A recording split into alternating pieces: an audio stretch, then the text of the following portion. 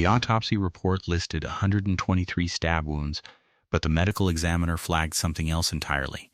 Every single wound followed the exact same downward angle, same depth, same force, same direction, repeated 123 times.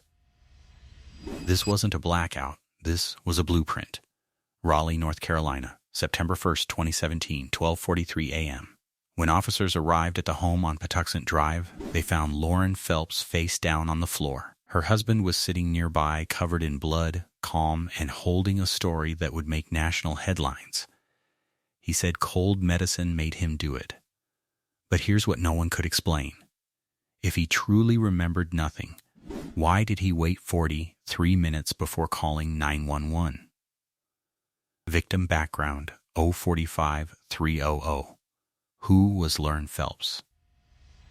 But let's talk about everything in order. Lauren Hugelmeyer was born and raised in Wake Forest, North Carolina, a quiet, close-knit community where front doors stayed unlocked and Sunday mornings belonged to the church. She was the kind of person people describe the same way, no matter who you ask. Kind, faithful, present. The type of friend who remembered the small things, your mother's birthday, your bad week, the name of your childhood dog. Growing up, Lauren was deeply rooted in her faith. She wasn't loud about it. She lived it. From the time she was a teenager, she taught Sunday school, volunteered in youth group, and helped organize Vacation Bible School every summer. The children she worked with adored her. Their parents trusted her completely. Her own mother, Lori, has said that Lauren had a gift for making people feel seen. Not just heard, seen. That is a rare quality. And it made everyone who loved her want to protect her. Lauren moved through her 20s with purpose. She had a community that would show up for her. She had a family that was tightly woven together. She had plans, quiet, meaningful ones. A life built on faith, service, and love. And in 2016, she believed she had found the person to build it with. His name was Matthew Phelps. On the surface, he seemed like everything Lauren had prayed for. Context and relationship, 3LO-445. The man she married. Matthew James Phelps was articulate, charming, and deeply embedded in Christian community. He had studied missions and evangelism at Clear Creek Baptist Bible College in Kentucky. He talked about ministry with conviction. He carried himself like someone with purpose. Lauren and Matthew married in November 2016. To their friends and family, it looked like the beginning of something beautiful. However, something felt off almost immediately. Within months of the wedding, financial tension began to surface. Matthew had a compulsive spending habit, video games, unnecessary purchases that left their accounts stretched and Lauren frustrated. She placed restrictions on his spending. She warned him that things needed to change, but the money was only part of it. Friends who knew Matthew privately began to notice something beneath the charm. A possessiveness, a need for control, a jealousy that flared without warning. They saw it. They said nothing. And then, 2 months before her death, Lauren discovered something that reframed everything. She uncovered the truth about Matthew's first marriage, that he had allegedly been abusive toward his previous wife and had lied to Lauren about how that relationship ended. Lauren confided in her family. She was shaken. She was beginning to understand who she had married. She was also beginning to plan her exit. On the night of August 31st, 2017, Lauren called her sister Beth. The conversation was clear. She was exhausted. She suspected Matthew of cheating. She was done. What happened next shocked everyone, because Matthew found out. The crime event 4:45-6:15. The night of September 1st, August 31st, 2017. 11 p.m. Patuxent Drive, Raleigh. Lauren and Matthew were home together. The exact nature of what unfolded inside that house in the final hours remains partially reconstructed, but phone records, forensic evidence, and the crime scene itself filled in the shape of it. At some point in the late hours, things became irreversible. September 1st, 2017. 12:43 a.m. Matthew Phelps called 911. His words, recorded and later released publicly, were measured and strange. He said he had taken too much cold medicine. He said he woke up from a dream. He said he found Lauren on the floor with blood everywhere. I have blood all over me, and there's a bloody knife on the bed, and I think I did it. Officers arrived within minutes. Lauren Phelps was found face down. She was already gone. The scene, by every investigator's account, was among the most violent they had encountered in their careers. Matthew was taken in for questioning, and the timeline immediately began to unravel. The investigation. 6:15, 8:30, when the story fell apart. To understand this case, we have to rewind, because the investigation revealed a picture far darker than one impulsive night. Detectives began with the 911 call itself. Something about it didn't sit right. The breathing was controlled. The pauses were deliberate. And when forensic analysts mapped the timeline of Lauren's death against the timestamp of that call, they found a gap, 43 minutes.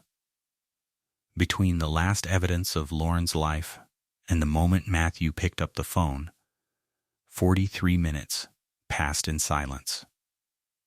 The first major forensic result came from toxicology.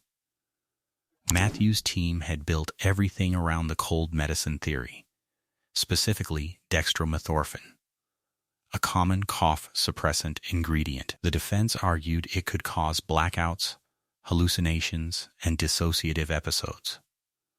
The lab results ended that argument. Trace levels of the drug were detected, but pharmacological experts were unanimous. The concentration in Matthew's system was far too low to produce any loss of consciousness, any hallucination, any gap in memory whatsoever. He was fully aware the entire time. Then came the full autopsy findings. 123 sharp force injuries. Head, neck, torso. Some wounds 4 inches deep, and that detail the medical examiner had flagged from the beginning. The consistent angle, the consistent force, the pattern that spoke not of frenzy but of something far more chilling. Investigators pulled Matthew's digital records next. Search history. Texts. Social media behavior. What they found was a man who had been quietly circling something dark long before that night. Multiple friends came forward independently with the same account. Matthew had spoken openly, more than once, about wanting to know what it felt like to kill someone. He had a documented obsession with the film American Psycho. He had discussed the psychology of violence with a familiarity that, in hindsight, terrified the people who had heard it. The detective leading the case later said that by the time all the forensic and digital evidence was assembled, the cold medicine story didn't just fall apart. It had never been credible from the start. But what investigators uncovered next, no one saw coming. The twist, 8:30, 9:15. The truth behind the plea. At first glance, Matthew's guilty plea in October 2018 looked like the end of the case. He had maintained his innocence for over a year. His attorneys had built a public narrative around the drug theory. Media coverage framed it as a genuine medical mystery. Then, he changed his plea. But what emerged in the sentencing hearing revealed a layer the public hadn't fully seen. Lauren, in the weeks before her death, had been quietly telling people she was afraid. Not in dramatic terms. in small, exhausted ones. Texts to friends saying she was tired of her marriage. A phone call to her sister the night she died. She had been trying to leave. And investigators now believed that the moment Matthew understood Lauren was walking away, he made a decision she never got to know about. Trial and verdict. Justice for Lauren. October 5, 2018. Wake County Superior Court. The courtroom was filled to capacity. Lauren's family, her friends, her church community sat together in blue T-shirts bearing the words #Lauren'sLight. Purple ribbons, the color of domestic violence awareness, were pinned to their clothing. For nearly 4 hours, the people who loved her stood at the podium and told the court who she was. Matthew addressed the court once. He said he felt like a monster. He expressed regret. Lauren's mother, Lori, looked at him and said, "The actions of Matthew James Phelps have forever changed me." Her father, Dale, was direct. He planned this from the very beginning. Matthew James Phelps was sentenced to life in prison without the possibility of parole, a plea agreement that removed the death penalty and spared the family a prolonged trial. There was no relief in the room. There never is in cases like this. Aftermath and update. Where things stand today, Matthew Phelps is currently incarcerated at Maury Correctional Institution in Hookerton, North Carolina. He will die there. Lauren's family has become advocates for domestic violence awareness, speaking publicly about the red flags they wish they had acted on sooner, carrying a guilt that no sentence can dissolve. Her father has said he thinks about it every single day. Lauren Phelps was 29 years old. She gave everything she had to the people around her. The cold medicine was never the story. The 43 minutes of silence always were. Stay with us. Lauren's case is a reminder that the most dangerous person in someone's life doesn't always look dangerous. Sometimes they look like faith and charm, and a promise made at an altar. If this story stayed with you, share it, like it, subscribe so you never miss a case. Because next time we go inside a case where the suspect passed every lie detector test, right up until investigators discovered what was buried in the backyard. That story is coming. Don't go anywhere.